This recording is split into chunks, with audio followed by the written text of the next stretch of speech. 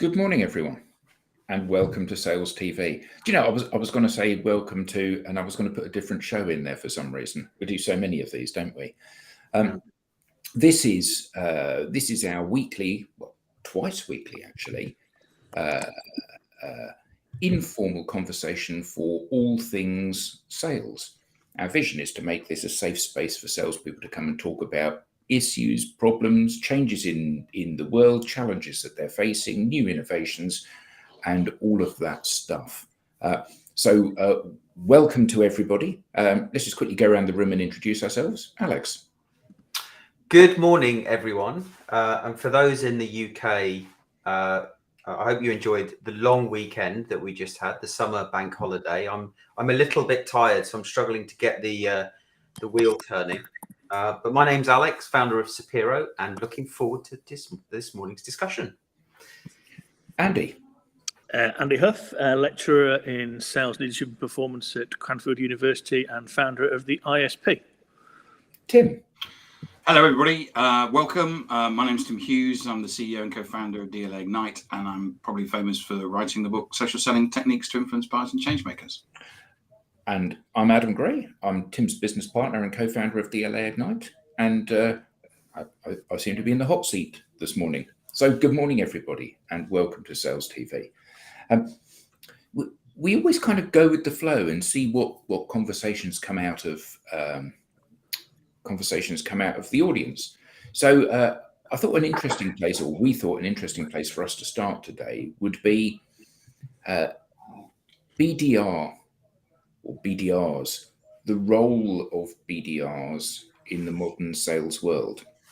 And I think this kind of really splits the room, doesn't it, this one? Yes, I certainly have. Tea, personally, but Tea. builder's tea. Yeah, so I personally... There's another topic for us there, though, Adam.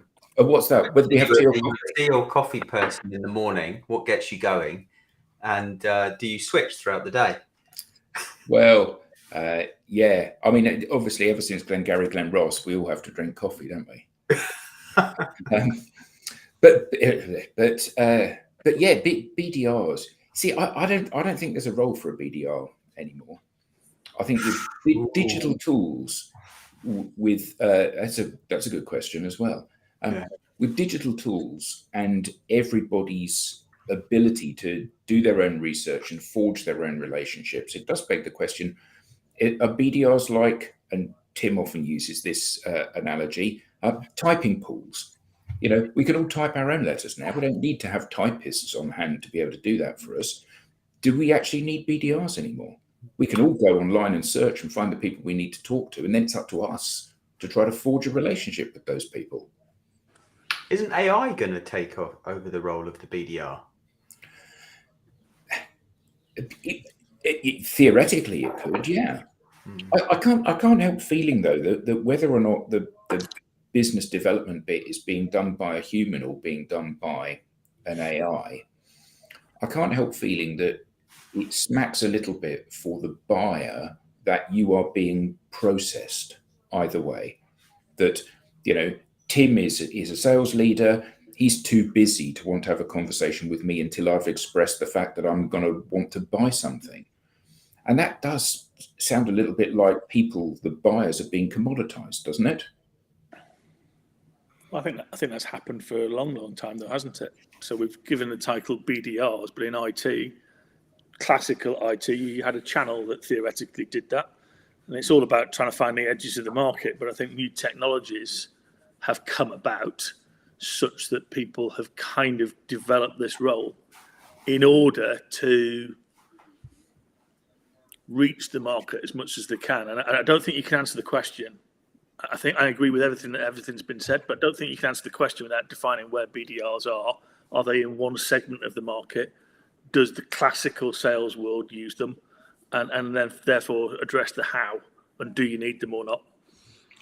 For me, it's about the culture of prospecting in an organization and where prospecting sits. The reason why the BDR role was invented, as far as I was concerned, was that what you did was the classic salesperson, sort of generally called an AE or an account executive, that person was there to actually close. So they were there to take on the sales process and ultimately close it. And they would always argue that they don't have time for prospecting. So the role of the BDR was created to in effect allow, there was a prospecting role or a top of funnel role that was created that was there to generate opportunities and then push them down the funnel. I'm using the funnel as an analogy with banter. Someone coming on saying funnels don't exist anymore, but just go with it. Great point by Claire. Claire, you're more than welcome to come on to this show. We Please. Always on the show. We just don't have a guest on today, but you're more than welcome to come on and change the demographic of the funnel. And also change the perspective on stuff. You know, I personally cannot see a role for a BDR. If you can change my mind. And I kind of mean that as a really friendly challenge, you know, because I'm more than happy to admit that I was wrong about something. You see, I can see a role for a BDR in modern business. I think the role of the BDR today, as we knew it, is becoming, if not already, obsolete. It's very difficult for junior salespeople to A, not look like salespeople, and B, demonstrate a degree of credibility as much as a senior sales individual or a leader. And so I think the role of the BDR is changing to support the sales team. I think I do think that, to your point, Tim, the role of prospecting should no longer just sit with the BDR. And I know it doesn't in a lot of organizations, but I do think that businesses need to look at all of their employees and get a sense of, you know, if we believe that people buy from people and that is the way that things continue to go, and we live in a democracy where, you know, shared values and beliefs are important to people, as opposed to, you know, sales messaging being a differentiator, then we do need to look at everyone within our organization and help them to activate their networks, because every employee has a network, a digital network, whether it's on LinkedIn or somewhere else, and start to, I think, share that responsibility of prospecting across the organization, so the entire organization can really stand out and start to look different and leverage the one thing that's unique within their business, which is the people. Yeah, I think that's a really interesting point, and Claire's raised a great one, and I reinforced that we actually have a hugely different demographic coming on. This is just a slack holiday period, so we take that very seriously, Claire. It relates me of a story. I think I might have told it before, when I was working at Dell, or it was EMC, and we went to see Avon Cosmetics. We went to see the CIO, and we took the vice chair, the area vice president, and a long list down to the salesperson, and it was effectively 5 men, and the CIO was a female, and everybody in her team was pretty much a female. And the first words were, she said, "What's wrong with this picture?" And we did a survey. We haven't released it yet. We're just going back round after 12 months to see if it's the same. But we looked at, do buyers look for trust in salespeople, and what are the markers of trust? And if you had a shameless plug like an ISP, a professional brand, something like, but the bit that was interesting about that is over 40% of the buying respondents were female, and a vast majority were under 30. And that is the point, is that, wow, hang on a minute, the diversity has absolutely ridden through every other part of a business, but sales hasn't. And it's down to this addictive leadership, that it is a white male predominantly that fits in with the culture of the organization, because most sales leaders are white male, and their unconscious biases are, those are the kind of people I want to do the job. They're not going to go home and pick the kids up at 3 o'clock. They don't have kids. Very touchy subject, but let's just grasp that nettle. So fundamentally, I've got somebody who I think is going to stay with me the course and be here 4 or 5 years and smash the number. And that's dead and gone. We just don't accept it yet. And then we wonder genuinely why buyers hold us out. We don't look like them.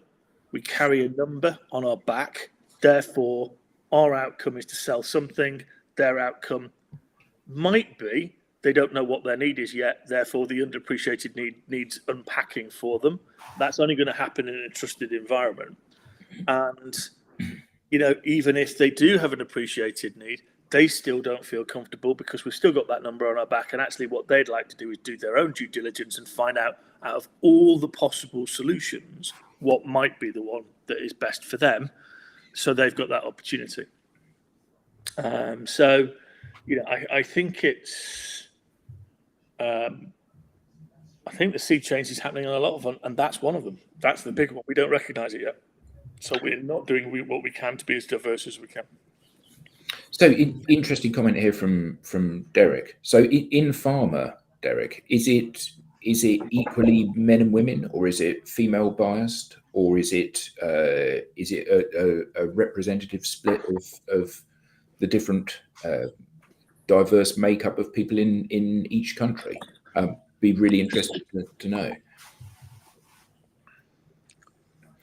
But yeah, it is interesting, isn't it? How it's the last, in many ways, it's the last pillar of chauvinism, isn't it? The kind of the sales function. Football is, isn't it? Yeah, very good point. Very good. Only if you're Spanish. Yeah. Well, look at the bank holiday we just had. The summer bank holiday, and the reason why it was created. It was created for bankers who were predominantly male back in the day to go and enjoy a day of cricket before the end of summer. I mean, that's not exactly diverse. But we've all embraced it now, though, haven't we? Everybody embraced it. Everybody took the day off. Well,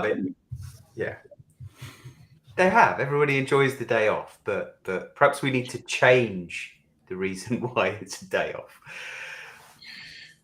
Yeah. So who should BDRs report to? Good question. Is it sales? Is it marketing? Should they be their own team? Who should they report to?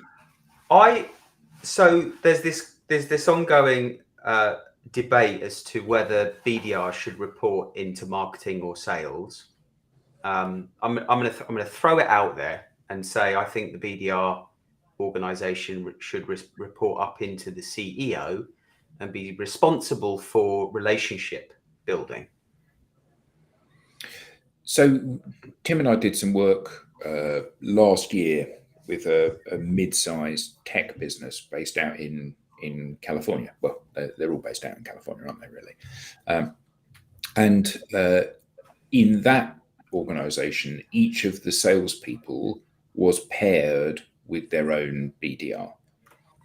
So they reported directly to their sales partner, and they were a resource to do research and to do that, but within specific industries and specific verticals and specific target accounts. And they worked very closely as a pair, as a team, to try to develop accounts. And I actually kind of quite like that as a methodology. But I was talking to one of the sales people that had their own BDR, and I said, who is more credible in the eyes of the prospect, you or your BDR? And they said, well, I am, because I'm 50 and I've got 20 years experience of this and I kind of understand the marketplace. Okay, who's better at actually closing business, you or the BDR? And they said, well, me, because I've got experience of doing it and I understand the kind of the mechanics of doing business. Okay, who knows more about the product and the solution and how that solves problems for the client? And they said, me. I said, so what are you giving opportunities to your BDR to develop then? Because at every single touch point, you're better at it than they are. And it's not like you've got this tsunami of leads that you're having to work through. You've got almost no conversation. So why on earth would you not have the best chance of turning those into business? So the first thing, Adam, what you just said is ageist. Okay, yeah. And well, I didn't say it; he did. Well, you added age into that, so that's ageist for starters. So I'm sorry, but I'm sure there's plenty of 20-year-olds that could do all those things. Yeah, maybe. And the question you didn't ask the salesperson, because you didn't want to know the answer, was, do you have time to do the prospecting? And he would have said, no, I don't, because I'm closing.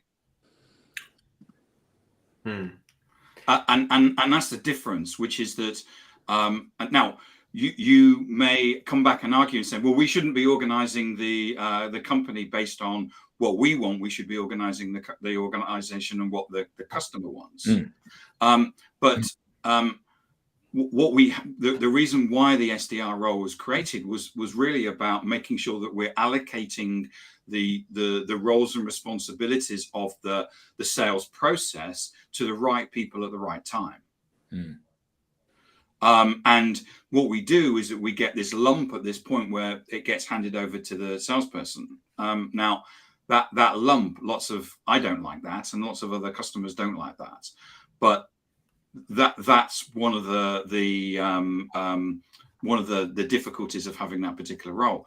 One of the things that I don't like and I think that we all don't like, is the fact that we've had this movement, especially in IT, to basically take sales back to the 1980s, which is that what we've done is that even though we all agree that we shouldn't be selling feature function, what we do is that we've moved the SDR role to a feature function role.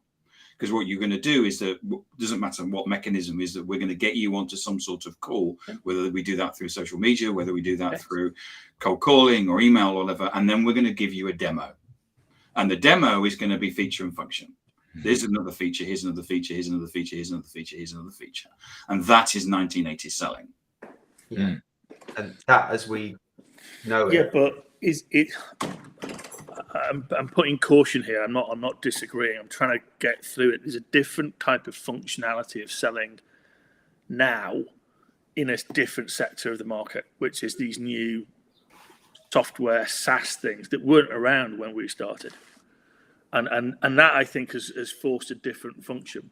So if we look at Jordan and people like that who are at Vidyard, they have to do something now which we predominantly never had to do, which is they've got to demo something. They've got to, yes, they have some specialist who might come on at the fourth conversation, but they've got to be able to navigate people through the benefits of what they do and what that software does in a way that we never talked about to a lot of these organizations. And so I've done demos through the whole of my career. Always. In what way, though? Because you were in Oracle, but I never saw anyone do a demo in EMC, because fundamentally, it's big iron. And yeah. Well, I mean, I would expect that, but selling software and selling solutions, you always did demonstrations because you needed to demonstrate the software. The difference is that you went through a process of understanding the person's requirements and then basically regurgitating that back to them, saying, you said that you had a problem in the procurement to pay cycle. Here's the procurement to pay cycle. Isn't that a lot easier for you? I get it. But therefore, how many relationships did you have? And that's the point about the SDR. The SDR is meant to go out there and get a bunch of relationships and people warmed up. That's the whole concept, isn't it? Yeah. We're working with one supply chain software company, and they tell us that there's 100 stakeholders involved in every sale. Yeah. When I first started in sales, you probably were selling to IT, and that then expanded into the user departments. And then, of course, what we've got IT, we've got architecture, we've got the user departments. If I'm selling an accounting system, I'm probably talking to finance, procurement. There may even be payables. I might be talking to receivables. So there may be lots of different departments. So that's expanded out. But then then the discussion is around whose responsibility is it to build a long-term relationship in the organization. Because in the role of new business, which is what I did, you have to build relationships and trust within seconds. Yeah, and bear in mind you've got an inbound SDR or BDR and an outbound SDR BDR. I think they're commonly referred to as the SDR is typically the inbound, responding to what marketing generates, and the BDR is more proactive and outbound. But no matter which way you cut it, the BDR, the proactive outbound relationship building, isn't relationship building. It's searching and qualifying, because we need to find the ideal customer who's ready to buy so we can hand it over. And that's the fundamental problem with the BDR function today, which is why I think the BDR function needs to be a supportive role internally to help everybody, to help empower everybody to activate their own networks and start building relationships at scale across, for the organization. Yeah, but is there a wider thing here? We're talking about, a role. Isn't it actually about the way that customers want to buy is changing? And an SDR/BDR is an additional way of providing options for customers to buy. Some people will go, I quite like being engaged by an SDR. Some people will go, I quite actually like doing it digitally and all online. And others would go, I quite like having somebody who is, what we would call a classical AE, account manager, account director, who's going to be sat at my desk once every month. And other people will go, I quite like the ability to walk into a shop. And I know two organizations who will remain nameless. Not that they've done anything wrong, by the way, but it's not in my power to say. But they've got all four options. Yeah. And one of them is a really big company that deals with huge organizations. And another one is an organization that deals with differing sizes of organizations. One provides catering equipment, the other one provides industrial gases. But both of them have that, and all of them are now going, we've got to rethink our model to team people by regions and sectors. And actually, does it matter if somebody walks into a retail environment and asks a bunch of questions of the retail team because they want knowledge, but then goes and buys online? Or they actually then go and buy the telesales team? And not everyone can do that, but I can see that it's in this way that customers should elect to buy in their own way. Maybe it's not a bad thing. Maybe what actually companies are doing is giving people a title, which is slightly misleading, but they're providing an omni-channel way that customers can engage with them, and the customer decides. And I know one large, I talk to people in Dell, and they're going, you know what, we our customers know what they want in most of the time once we've got a strategic relationship with them. So we don't care if they buy £1 million over the internet. Yeah, and that's the problem there, Andy. Most companies don't have enough strategic relationships, and when they do engage with the buyer, wherever it might be, whichever channel or place, the person they engage with is in sales mode rather than, I'm just finishing an article about this, which actually we should look at maybe in the future and get some retail people on. It's consumerism. We haven't grasped as salespeople that all of our buyers and we ourselves are consumers. Therefore, everything that we experience and that we are looking for as an experience as a consumer doesn't stop when we walk into work. It's still there. What we've got as sales organizations, as salespeople, is an inability to then go, well, what is it that experience is? And how do we do that in a corporate? Well, I think there's a bigger thing going on here. So we all acknowledge people buy people, yeah? Mm-hmm. And so picking up on what Tim said, which is absolutely right. So Tim, you were a new business salesperson. So your superpower was going in somewhere and being able to build trust and forge a relationship very quickly with people. Yeah. Yeah. let's imagine, if you will, that you go to buy, not you, Tim, but anyone, you go to buy a complex, high value strategic purchase, whether you do it from a business perspective or a personal perspective. Could be buying a car or a house. And you go in somewhere and there's somebody that you immediately like in that interaction, and you think, here's a person that is knowledgeable, that has listened to me, that I trust, that I like, that I would like to do business with. And you get your checkbook out and you write a check, and they take the check from your hand, and then they run off and you never see them again. Now, this is the fundamental problem that we have, that people buy people. Of all the people in the world, it's you that I want to do business with. You take my money and then you disappear. And actually, I think that there is a real issue here, because even though the person that has taken your money has won your trust, has shown you the light, has shown you that this is the way forward, this is what you need to do, you've put your trust in that person.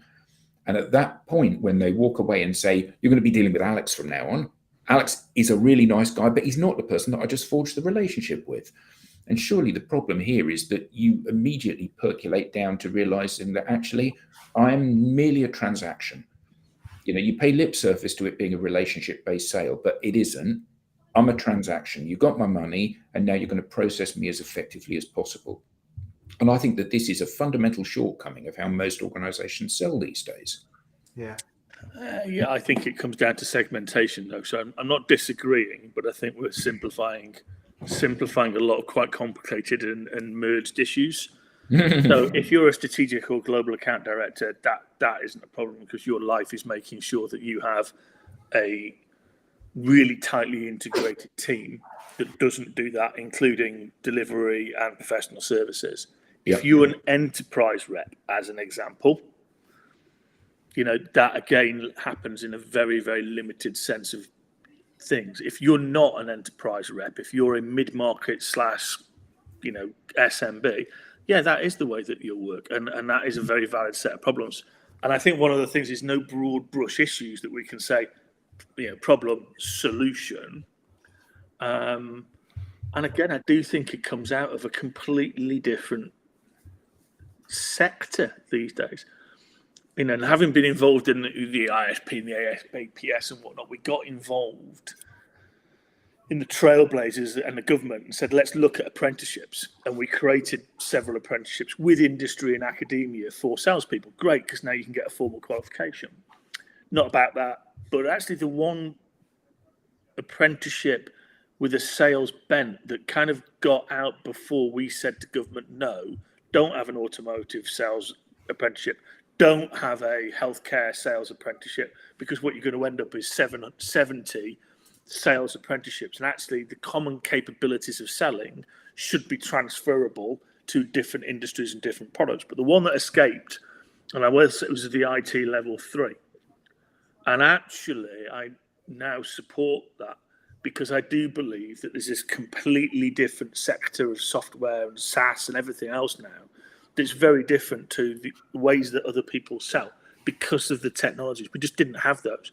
Yeah, Tim, I accept your point. The big vendors had software and had it for ages, but you still went out and saw people. These people sell it en masse from a desk to accountancies. Sage, perfect example. How much do they sell?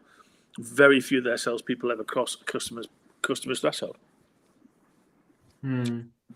Yeah, but there's a great comment there by a LinkedIn user, which is, we like to set a process because it allows us to measure and improve.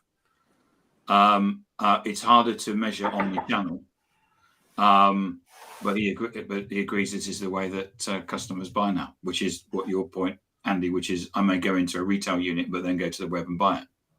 And is that level of, interestingly, we talk about trust in sales, but corporate trust in their sales function isn't where it needs to be. So if we don't trust our own sales functions, how the hell do we expect customers to trust them? And the reason I kind of say that is a great mate and I, we used to call it a dog in the yard syndrome.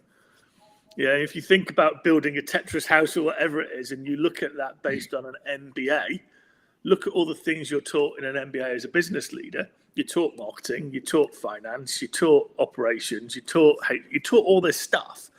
Revenue apparently magically just happens. You're not taught about revenue functions.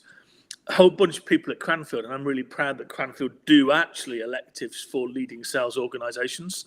So full-time and part-time MBA students can come and learn it. It's the only university in the UK that does it, one of the few business schools in the world. Because most of them will end up in some sales function, sales operations function, some function that needs to understand it. But actually, back to the dog in the yard, there's no room that's actually allocated in the house for the salesperson. So you put them in the outside, yeah? And you're a little bit worried, though, I think, absolutely to LinkedIn's point, that they're not going to follow a process. So you put a fence around it. So you stop running off too far, yeah? And then you go, well, how am I going to motivate them? So actually what you do is you open a kitchen window or back door every so often and lob out a pork. Lob out a piece of meat, yeah. Yeah. And it's like, but if that's the way you think that this world operates and that's your function and you don't quite trust them, are we surprised that customers don't trust them? And to your point, or to the point I think we're trying to allude here is, have faith that the people in the retail function of that shop in that town are turning up regularly to do a great job. Now, as long as the region is getting its full potential and that team is getting its full potential and you're creating the team bonds so that the corporate guy drops in at the retail office and works from there a couple of days a week or whatever it is, isn't that the way forward? That we actually, before we start banging on about customers not trusting us, why don't we start banging on about organizations trusting their own sales functions? And exactly to that point, stop trying to measure everything and start trying to measure the right things. Yeah, absolutely. But I think that an issue and this plays into what you said. I think an issue is that we live in a different world now to how we did when sales processes were originally considered and created. Everyone is hyper connected to everybody else. And often, I think that organizations and teams and processes try to scale the wrong bits of the process.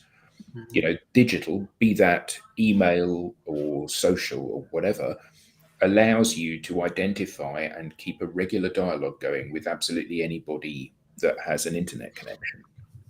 And yet, we often don't see that as being the upside.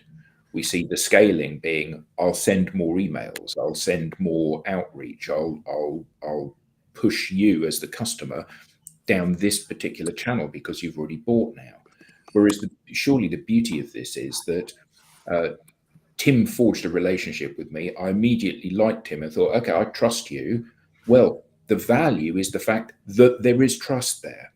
And now that is the reason that's going to keep me buying. Even if Tim isn't selling this particular product, and maybe this is further to your point, Andy, about trusting people.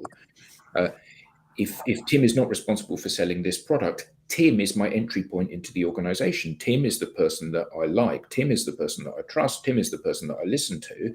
Therefore, keeping that dialogue going with Tim as my confidant, as my guide, surely that's the most valuable thing that any organization can have with a prospect or a customer. There's a great comment by a LinkedIn user, which is always the question that gets asked, is who gets the commission? Well, I think compensation is an entirely different conversation, isn't it? And your point, Andy, about customers going into one place and engaging with the product and then buying it through another channel. John Lewis is a great example of this. They've got the shops. Our last few times I've been to any John Lewis, it's been pretty much empty of customers. Yet the website is roaring away. Part of the reason for that is the fact that people are going into the shops, looking at the products they want to buy, and then buying them with confidence because they've had somebody that said, "Yeah, here's the two options for beds. Try this one, which is pocket spring, and try this one that's a memory foam mattress. See which one you find more comfortable. Okay, and you can go online and you can buy it, and it'll be delivered to your home." And that idea of integrating those things, I think, is really important. And then you compensate people like John Lewis do. You compensate people based on the performance of the whole organization rather than just you. Because it's all very well saying, you've you've done really well. You've closed £1 million worth of business, but actually, for whatever reason, the product isn't in stock or the company aren't able to deliver that, then it's a bit of an irrelevance, really, isn't it? Yeah, I mean, I think that's a very retail model. Mm-hmm. And John Lewis, I know they do actually do some corporate, but they're very, very thin wedge on the corporate. I think when you've got more of a balanced view, and the vast majority of what you do is B2B, Mm-hmm. Then the reality comes down to it's a bit harder to get that model to completely work. And a great comment here is, then who gets paid and who gets measured on doing what and why, and it requires a significant amount of trust. But what I do agree violently with you to is at that we don't look at that back to the consumerism point. We don't go, if that's happening in our world, what's the implications for business? Mm. And what do we need to be thinking about 2-3 steps ahead? Because that's the way that we behave. So in my organisation, everyone knows who I worked for. We did have to look and go, and it's not going back. Everyone has to look. What do you get when you buy from Amazon? You get a review, so you can go and actually see from people, is that product actually capable of doing what it said it's going to do? What are people's experiences of that product? Likewise, you could probably go to the actual end vendor's website and actually look at what market they've got. Everyone goes for Trustpilot these days, or Bazaarboy, or something like that. But then you get complete visibility. So it's okay. I've ordered my product. I know when it's going to arrive. I can track my package now because they've got a connection to all of their people who are shipping agents. So you can see where it all is. So there's a huge amount of open communication, transparency about the product, and then running at it and going, okay, I've got complete visibility of the supply chain, and we don't have that. I mean, 10 years ago, you never gave the customer regular updates when you actually, to Adam, to your point, you got the purchase order, and it's like, yeah, great, and it's like, well, yeah, but when's my kit going to arrive? When's my product actually going to arrive? Well, I don't know. It's got nothing to do with me. I mean, that's exactly it. Put you on the delivery department. Yeah, and it's like, I mean, I don't know. So, well, here's an idea. Why don't you give me access to that information? Because I've just spent £1 million with you. Yeah, but that, I mean, that's another part of the process. No, it's not. It's exactly the same part of the process. And, great companies actually pull in the post-purchase order people to actually meet those customers and get the connections, Adam, to your point, that says, when you've given me my purchase order, actually, you've got a finance connection, you've got a logistics connection, you've got a professional services connection. We know when we're going to be delivering it. All the pieces will slot together, and we'll actually track and make sure that people are working in harmony to deliver a great post-purchase experience. But that comes down to, I'm not really worried about you delivering a post-purchase experience to your customer. I want you onto the next purchase order. I want you onto the next deal. And I think your point, Andy, is that there is a big disconnect here, isn't there, between how you treat people and how you want to be treated. You know that your behavior is X, but yet for whatever reason, X doesn't suit how you deliver, or you believe that you're not subject to the same things that you imprint onto your expectation when you're dealing with a seller. And I think that a lot of this can be solved by people just standing back from the interaction and thinking, how would I want to be treated in this interaction?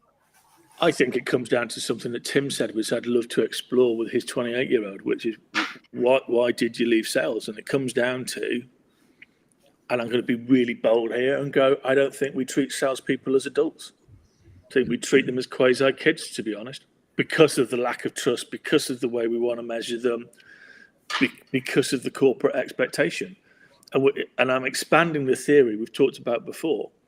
In my research and research of other people, all people learn best, regardless of what it is, through choice. And we don't give salespeople the choice on what they learn. We dictate to them what they learn, or the vast majority of companies do. Yeah. But isn't that, let's work it back. We dictate to them everything. We give them very little ambiguity or freedom within the framework. And that's a number of reasons why. So maybe we could actually get Dale, get somebody on to actually start to measure CEOs, which is, why do you not give freedom in framework to your salespeople? What are the barriers to you completely trusting them? Yeah. Because that's where it starts, isn't it? And we had Ben, if everyone remembers, we had Ben Dorks on talking about organizational culture starts at the top, and he loves his salespeople. Yeah. Yeah. So great point. I think we can maybe include an element, or the element, of trust in our challenge for this week. Because if you recall, last week we were talking about stress in sales, and the high levels of stress and poor mental health in sales. So we asked the community, we asked the audience a question, which we posted on the SalesTV group on LinkedIn. What role do you feel your manager plays in reducing your stress and encouraging your personal development? And we didn't have a great deal of votes, but percentage-wise, so the 4 options were none. We had 0%. The second option was more could be done. 25% of people voted for that. The third option was I have their full support. 25% answered that. And the fourth one, I'm looking for another job. 50% of people, respondents, answered with I'm looking for another job. So clearly they're not getting the support they need to overcome the stress and the effects that stress is having on their mental health. And do we think that they've just they felt unsupported for a period of time, and they've just thought, actually, the easiest thing for me to do is just walk away and go somewhere fresh? Yeah. And I think to a lot of the things we've talked about today in terms of measuring the wrong things, putting pressure on people to deliver, and not considering their well-being, and there being a breakdown in trust. But is that then back to exactly what we've just been talking about, which is there's no trust between employers and their managers and their corporations if you're in a sales role? And is it back to we've all got to double down on trusting? Yeah. Why don't we pose that question this week? As a salesperson, do you feel like there's a high degree of trust within your sales organization, within your sales team? Yes, no, more can be done. Or yes, no, I'm looking for a new job. If we have a look at that, because it would be interesting to then add to that the actual impact of task orientation. So are people being driven by tasks? Therefore, it takes them away from trust, and it takes them away from customer orientation. So I've done some work with some people who are a beautiful company with great people, but they are so task driven that they don't have the time to pause and go, hey, Adam, before I just whack you over this form, just tell me a bit about yourself. What are you trying to achieve? That bit is not measurable and is not desirable because I want to tick, I've sent you the form. Yeah. Yeah, absolutely. So, thank you for a great conversation. Thank you for fantastic comments from the audience. Great comments. Thank you so much. Absolutely brilliant. Really insightful and well thought through. And anyone in the audience who hasn't joined the SalesTV group should join the SalesTV group and keep the banter and the conversation going in there. Because I think we on SalesTV have all agreed that we're at a bit of a crossroads. There's going to be a massive change happening in sales over the coming months and years, and having our finger on the pulse and being part of the driver of that change, I think, is going to be important for all of us. So please do keep the conversation going, and until next week, or possibly even later today, if you would like to come to the North American show, we hope to see you again soon. Thank you very much indeed. Bye-bye.